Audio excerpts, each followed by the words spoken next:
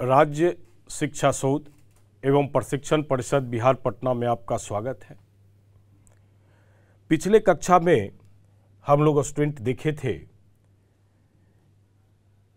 कि सम्मिश्र संख्या क्या है और उसका बीजगणितीय संक्रियाएं किस प्रकार से करते हैं।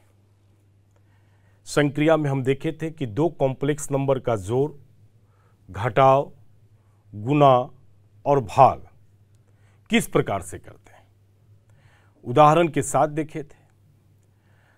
पहले हम लोग देखते हैं कि कॉम्प्लेक्स नंबर के जोड़ का क्या क्या गुणधर्म है, प्रॉपर्टीज कह लेंगे हम लोग उसे, मतलब properties of addition of complex numbers.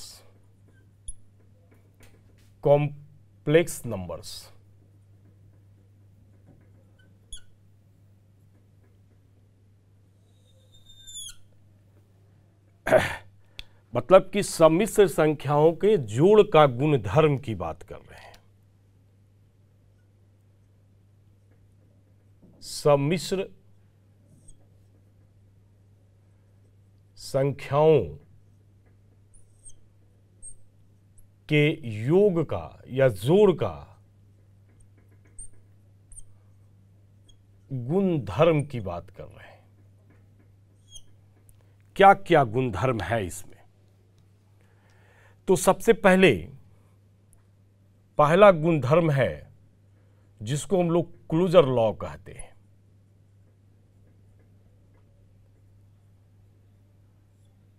समवर्त नियम कह सकते हैं या समवर्क नियम भी इसे कहा जाता है। क्लोजर लॉ चूंकि एडिशन के लिए हम लोग स्टडी कर रहे हैं, हमारा स्टडी का पॉइंट एडिशन है। अब मानते हैं कि दो कॉम्प्लेक्स नंबर है हमारे पास और उसका एडिशन भी कॉम्प्लेक्स नंबर अगर आ जाए तब हम कहेंगे कि वह क्लोजर लॉ को होल्ड करता है, क्लोजर लॉ को पॉजेस करता है। तो दो कॉम्प्लेक्स नंबर लेते हैं, माना कि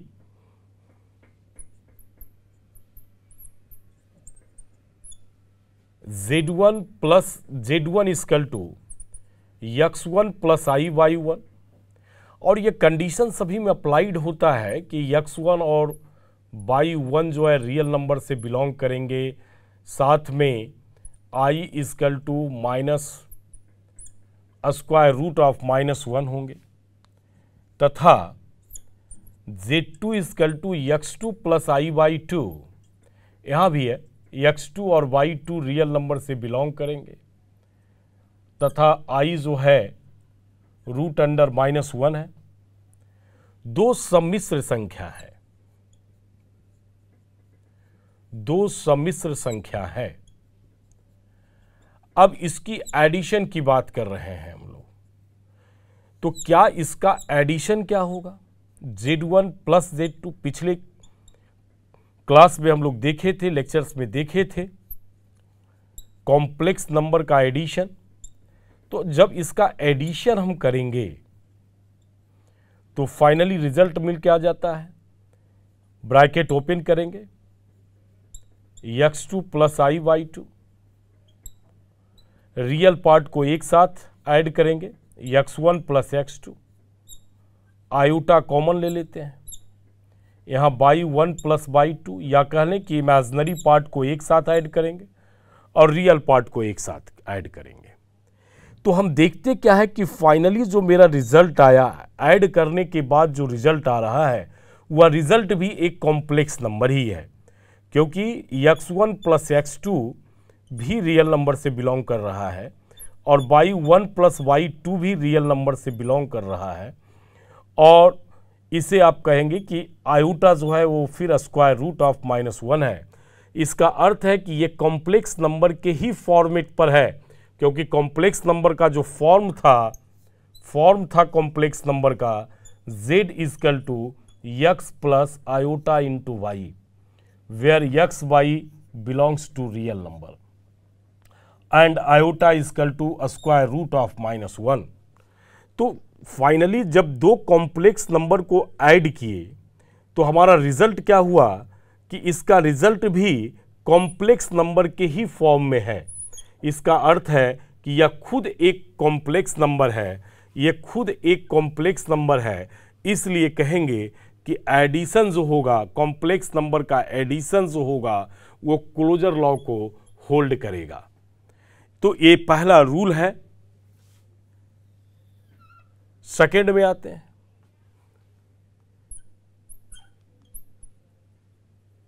कॉम्यूटेटिव लॉ।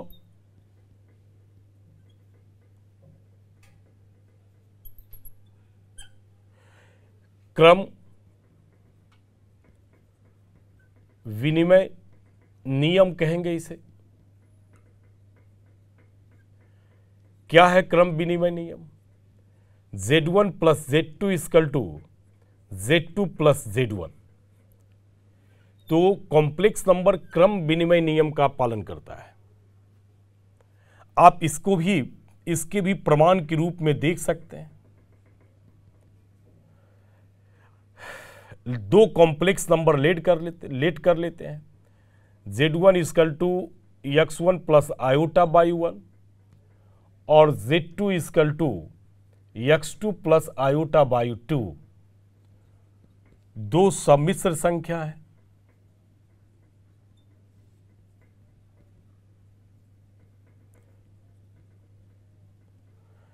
फाइनली फाइंड करते हैं Z1 प्लस Z2 को। तो x1 प्लस आयोटा बाई 1 और x2 प्लस आयोटा बाई 2। तो x1 plus iota by 1 plus x2 plus iota by 2, x1 plus x2 iota common by 1 plus by 2 हो गया। अब देखिए ये ओरिजिनल में रियल नंबर है और ये रियल नंबर है, और रियल नंबर चूंकि कॉम्यूटेटिव लॉ को होल्ड करता है इसलिए इसका क्रम को हम लोग चेंज कर सकते हैं। आपसे ये ध्यान रखना है कि क्यों कर सकते हैं, तो आपका जवाब होगा कि ये रियल नंबर का सम है। प्लस आयोटा, इसे हम y2 प्लस y1 लिख सकते हैं। यहां हम रीजन लिख देते हैं। x1 x2 रियल नंबर है और y1 प्लस y1 और y2 ये भी रियल नंबर है। तो ये रियल नंबर होने के कारण ये कॉम्यूटेटिव लॉ को होल्ड कर रहा है, इसलिए इसको चेंज कर दिए। चेंज करने के बाद इसे आयोटा फर्स्ट वाले को फर्स्ट के साथ, तो x2 प्लस आयोटा बाई 2 लिख सकते हैं और plus x1 plus iota by 1 लिख सकते हैं। अब देखिए ये Z2 हमारा आ गया और ये फाइनली Z1 आ गया।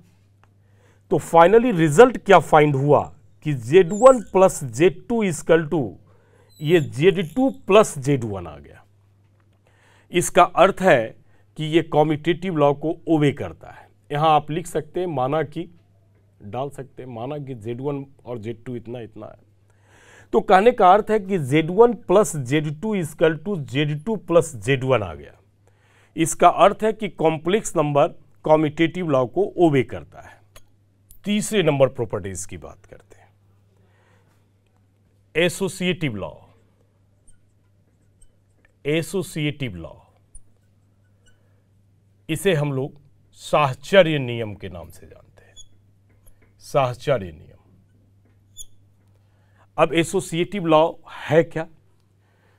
तो इसमें तीन कॉम्प्लेक्स नंबर होंगे, Z1 plus Z2 plus Z3, और ब्रैकेट में यहां Z2 Z3 है तो ये ब्रैकेट ही इंटरचेंज करेगा। तो Z1 plus Z2 plus Z3,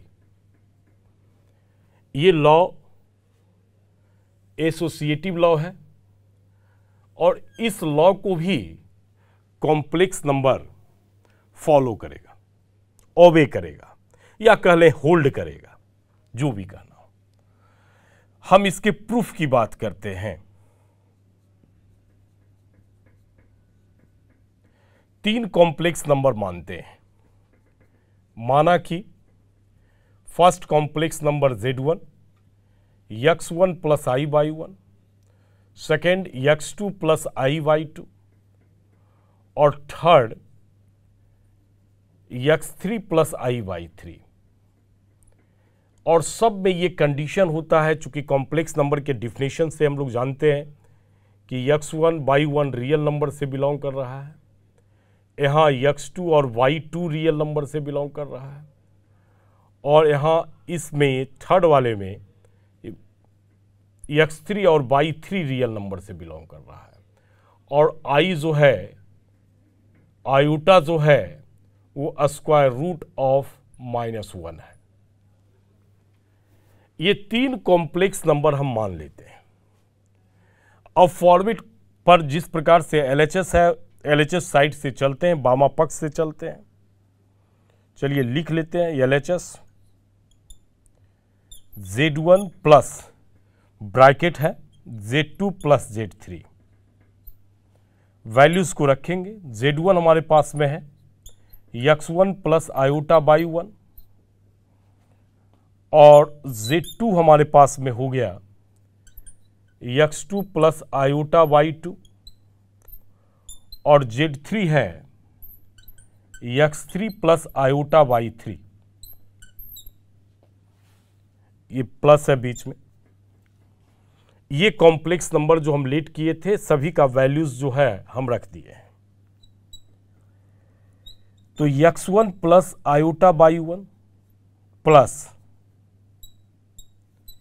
अब इस दोनों कॉम्प्लेक्स नंबर को ऐड करेंगे तो x2 plus x3 plus iota y2 plus y3 हो गया। अब एक न्यू कॉम्प्लेक्स नंबर ये हो गया, और एक कॉम्प्लेक्स नंबर ये। फिर इस दोनों कॉम्प्लेक्स नंबर को ऐड करते हैं तो x1 प्लस, इसका रियल पार्ट है x2 plus x3 plus iota, इसका इमेजिनरी पार्ट y1, और इस कॉम्प्लेक्स नंबर का imaginary part y2 plus y3। ये फाइनली आ गया। अब ध्यान देंगे, यहां रियल नंबर का ये सम है। x1 रियल, x2 भी रियल नंबर है और x3 भी रियल नंबर है। ये डिफिनेशन कॉम्प्लेक्स नंबर के डिफिनेशन से आया है, और रियल नंबर का सम एसोसिएटिव लॉ को ओबे करेगा, इसलिए ये अंदर में एसोसिएटिव लॉ अप्लाइड हो जाएगा। तब हम इसे क्या लिख सकते हैं, x1 plus x2 plus x3 plus iota y1 plus y2 और प्लस y3। यहां एसोसिएटिव लॉ लगा दिए, क्योंकि रियल नंबर एसोसिएटिव लॉ को ओबे करता है। अब फिर फाइनली इस कॉम्प्लेक्स नंबर को हमें अलग अलग करना है। ये पहले कॉम्प्लेक्स नंबर का रियल पार्ट और ये पहला कॉम्प्लेक्स नंबर का रियल पार्ट हो गया। तो x1 plus x2 plus iota y1 plus y2 और प्लस सेकेंड आपके पास में ये कॉम्प्लेक्स नंबर का रियल पार्ट x3 है, तो x3 प्लस आयोटा y3 हो गया। अब देखिए, फिर इस यहां भी 2 कॉम्प्लेक्स नंबर का सम है, इसे फिर अलग करेंगे हम लोग। तो यह आ जाएगा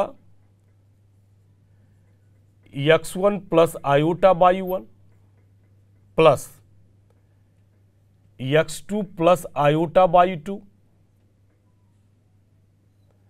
plus x3 plus iota by 3। अब इस सभी कॉम्प्लेक्स नंबर का जो माने हुए हैं x1 plus I by 1 z1 है, तो यहाँ z1 रख देंगे, प्लस और x2 प्लस आई बाई 2 है z2 है, तो यहाँ z2 रख दिए, प्लस और x3 प्लस आई बाई 3 हमारे पास z3 है। अब देखिए ये फाइनली हमारा RHS साइड आ गया। तो कहने का अर्थ है कि हम लेकर कहाँ से चले थे कैलकुलेशन को, z1 plus z2 plus z3। Result क्या फाइंड हो गया, z1 प्लस z2 और प्लस z3 फाइंड हो गया। यही एसोसिएटिव लॉ है। इसका अर्थ है कि कॉम्प्लेक्स नंबर भी एसोसिएटिव लॉ को ओबे करता है। 3 लॉ देख चुके हैं। कॉम्प्लेक्स नंबर क्लोजर लॉ को होल्ड करता है, कॉम्प्लेक्स नंबर कॉम्यूटेटिव लॉ को होल्ड करता है, और साथ में ये एसोसिएटिव लॉ को भी होल्ड करता है। चौथे लॉज की बात करते हैं, एडिटिव आइडेंटिटी। आइडेंटिटी को आप तत्समक कह सकते हैं।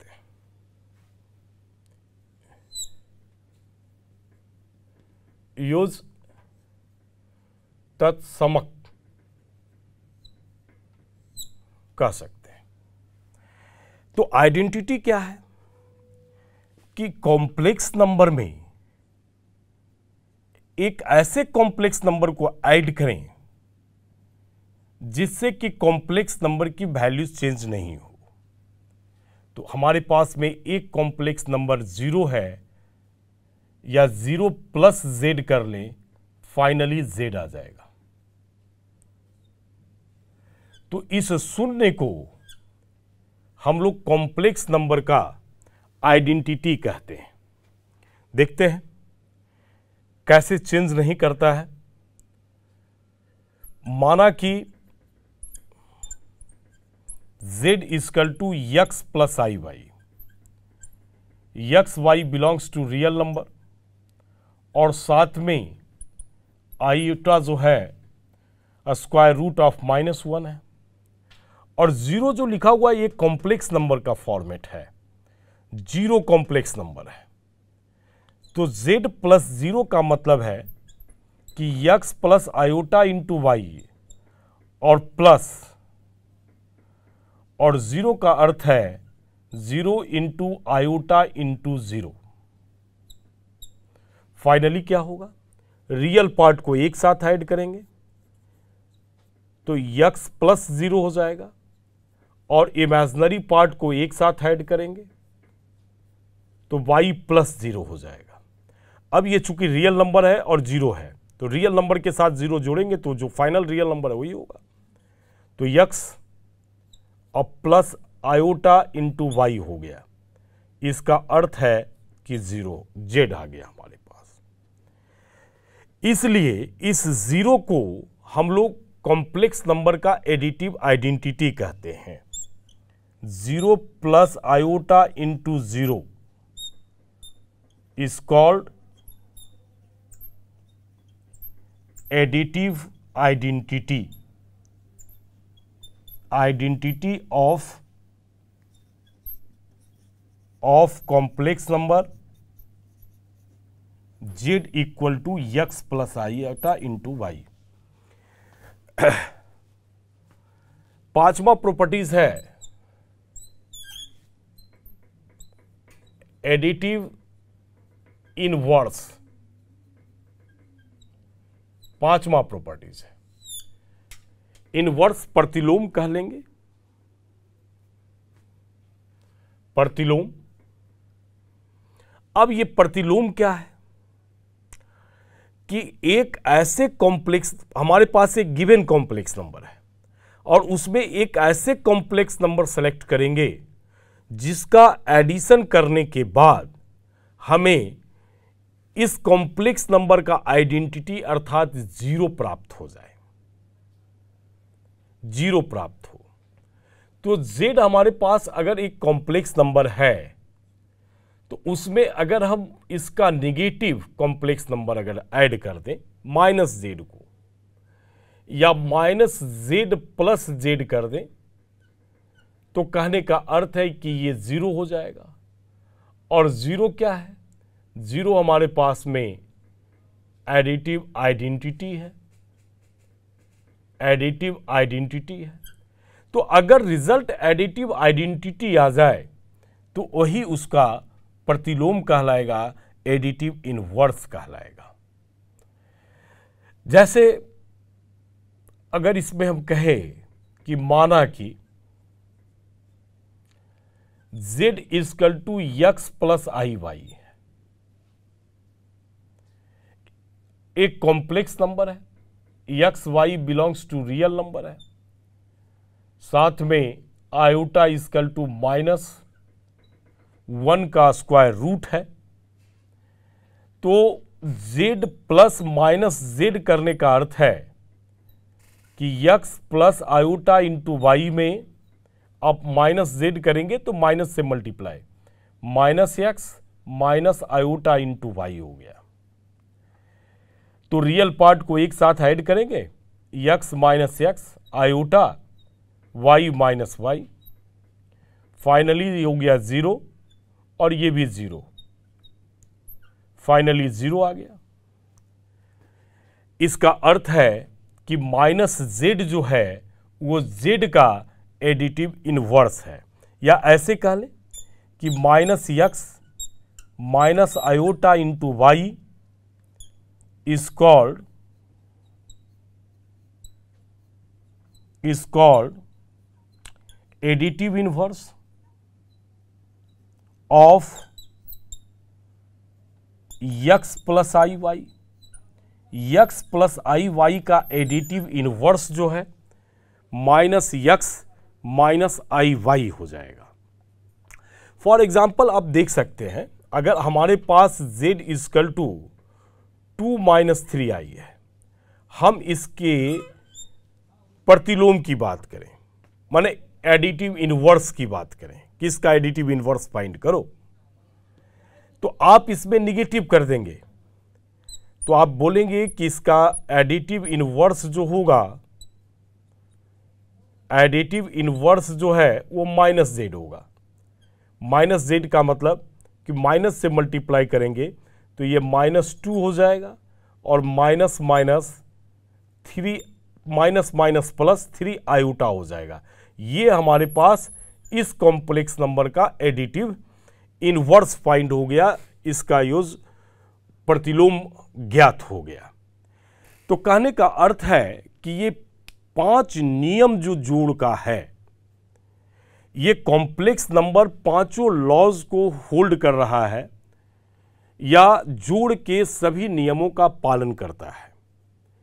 क्लोजर लॉ को भी होल्ड करता है, कॉम्यूटेटिव लॉ को भी होल्ड करता है, एसोसिएटिव लॉ को भी होल्ड करता है, साथ में एडिटिव आइडेंटिटी भी रखता है, और साथ में अपना इनवर्स भी रखता है, एडिटिव इनवर्स भी उसके पास में होता है।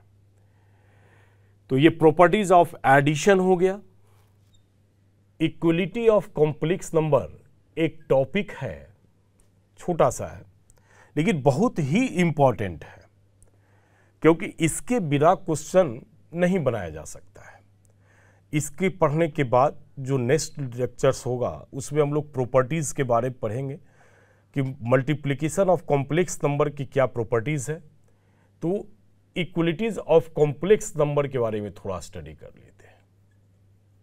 कॉम्प्लेक्स नंबर, इक्वलिटी का अर्थ होता है तुल्यता, मतलब कहने का अर्थ है कि दो कॉम्प्लेक्स नंबर्स की तुल्यता,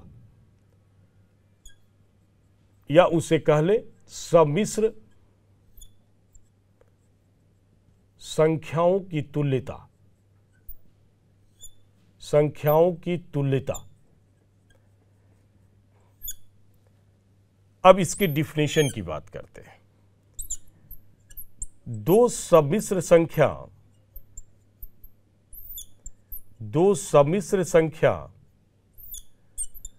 z1 बराबर x1 प्लस i y1, मतलब आयोटा बाई 1, तथा Z2 बराबर x2 plus iota by 2।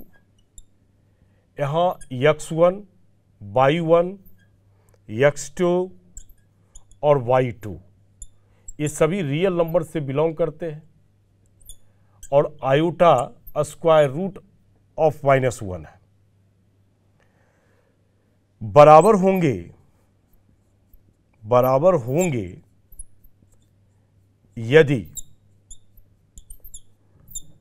x1 बराबर x2 हो जाए तथा y1 बराबर y2 हो जाए।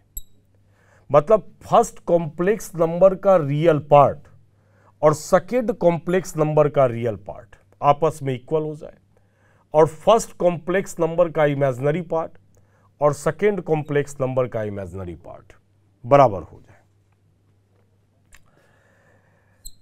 अब इसे मैथमेटिकल रूप में भी लिखा जा सकता था।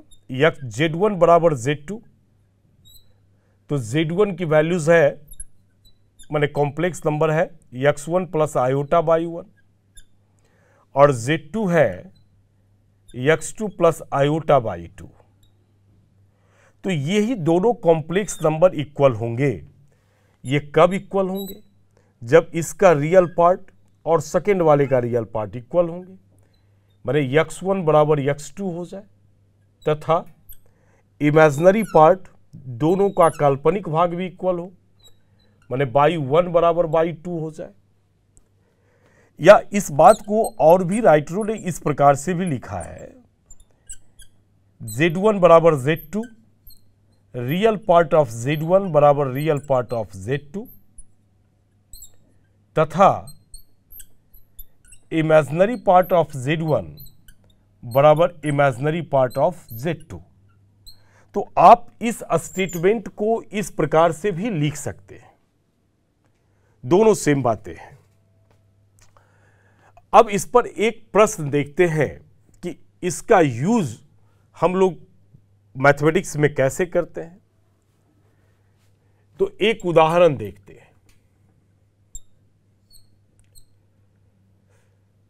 x तथा y का मान ज्ञात करें यदि x plus 3 iota plus 4 minus y iota बराबर 6 माइनस 3 आयोटा।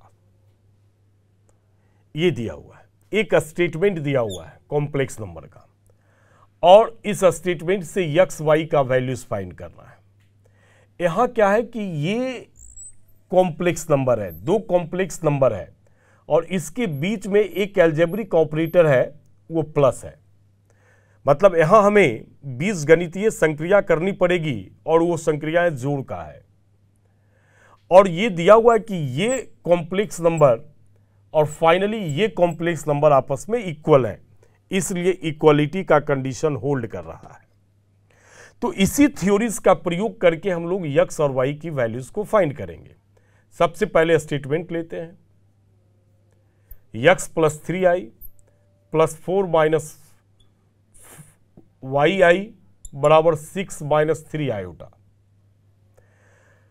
एडिशन है, इसलिए एडिशन रूल ओबे करेगा। रियल पार्ट को एक साथ जोड़ेंगे तो x प्लस 4 हो गया और इमेजिनरी पार्ट को एक साथ ऐड करेंगे तो 3 माइनस y हो गया बराबर 6 माइनस 3 आयोटा हो गया। अब यहां देखते हैं कि ये कॉम्प्लेक्स नंबर और ये कॉम्प्लेक्स नंबर इक्वल है, तो इस कॉम्प्लेक्स नंबर का रियल पार्ट और इसका रियल पार्ट दोनों सेम होगा। तो x प्लस 4 बराबर 6, यहां से रिजल्ट हो जाएगा x बराबर 6 माइनस 4 बराबर 2 तथा इमेजिनरी पार्ट भी सेम होगा। तो 3 minus y equal to minus 3, तो minus y equal to minus 3 और ये प्लस है तो बराबर के दूसरे साइड में ये फिर माइनस 3 हो जाएगा। तो minus y equal to minus 6 हो गया। तो यहां से y की वैल्यू हमारे पास 6 हो गया। सॉरी यहाँ, हाँ नहीं ठीक है, y का वैल्यू हमारे पास 6 हो गया।